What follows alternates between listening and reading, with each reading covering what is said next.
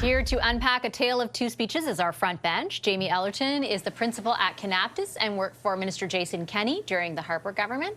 Next to him is Sebastian Skamsky. He was former director of media relations to Conservative leader Pierre Poilievre. Here in studio, Sharon Carr. She's a CTV News political analyst and former deputy chief of staff to former finance minister Bill Morneau. And next to her is Laura D'Angelo. She's with Enterprise Canada and previously worked in Prime Minister Justin Trudeau's office. Hi, everybody. I feel like this is boys versus girls, liberals versus conservatives. I'm just in the middle here. Sharon, I'll start with you. How damaging do you think the reaction from the president is? Like, would you assess it to be, worrisome, expected, potentially damaging? How would you assess it? I actually thought it was pretty demure compared to what it could have been. He didn't exactly sound fully with it in it, like as if he saw part of the speech. He was annoyed, but when Prime Minister Carney gave the speech, he basically got an applause from the entire world. Global leaders, CEOs,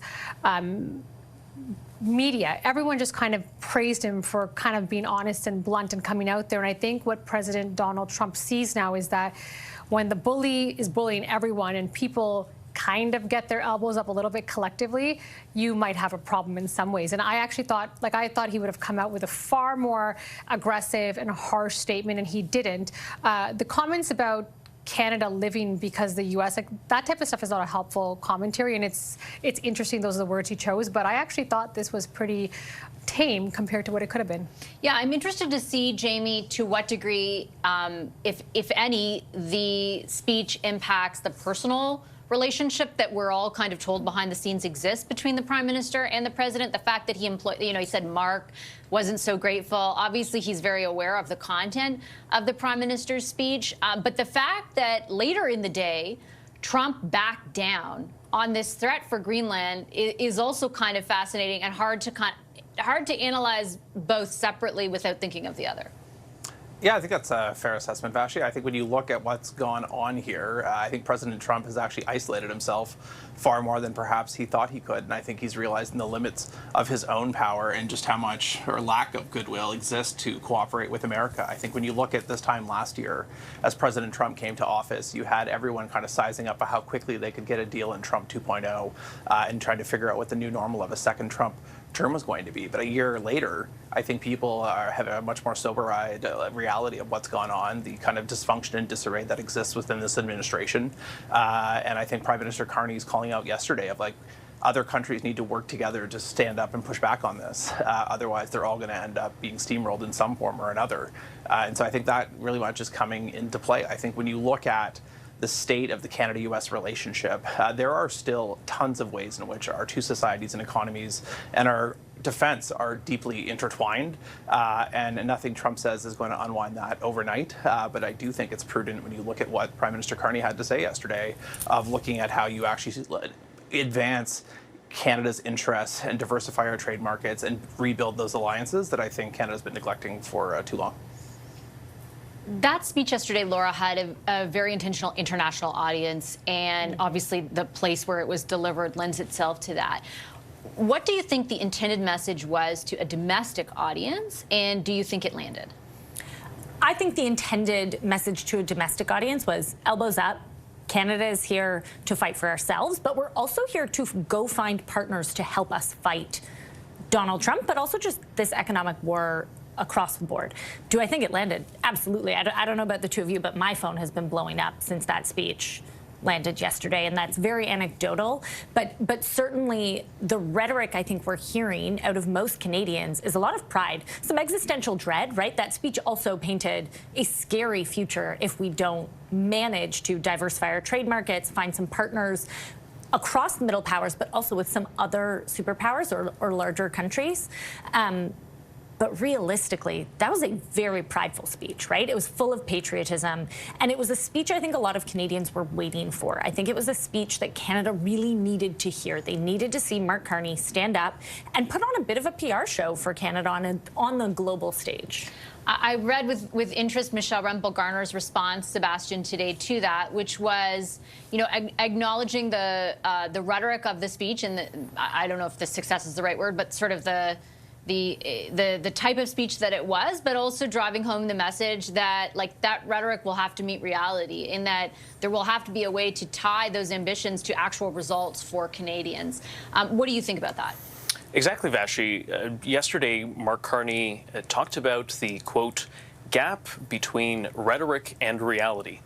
And there really is no person in this country better suited to know about that than Mark Carney himself. We had heard now for over a year Mark Carney talk about these incredible things: drill, baby, drill, build at unimaginable speeds. That was wonderful rhetoric. The reality, however, is greatly lacking for Canadians. And so when Prime Minister Carney goes in front of an incredibly tough audience in Davos of financiers, bankers, and other globalist types that give him standing ovations, when he goes to that audience, it's easy to say those things. In reality, though, there has been very little in the way of delivery. We're still as dependent on the U.S. as our market as we were a year ago when Prime Minister Carney took office. No major project has actually been built. There's nothing has come online to diversify that trade.